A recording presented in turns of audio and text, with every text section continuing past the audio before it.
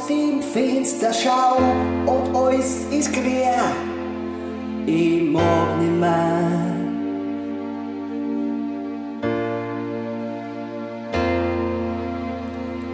Normal ist kalt und alles ist ganz weiß.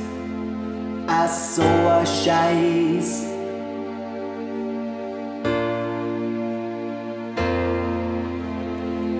A Weihnachtsstimmung, die kommt auch nicht richtig auf, obwohl ich jeden Tag ein Glühwein sauf.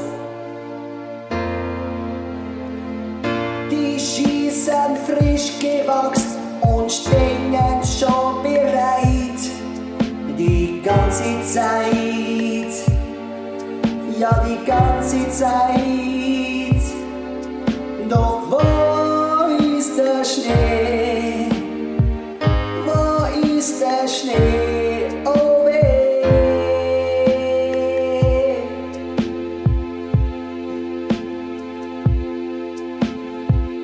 Als Kind da weiß ich noch, da hat's runtergeschnien, der Schnee ist liegen geblieben.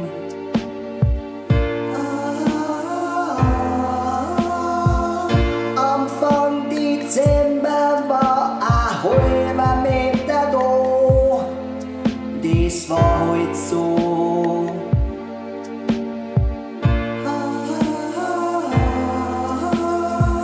Sogar im Dorf herum, hast immer Skifahren können und mit Langlauf-Ski rennen.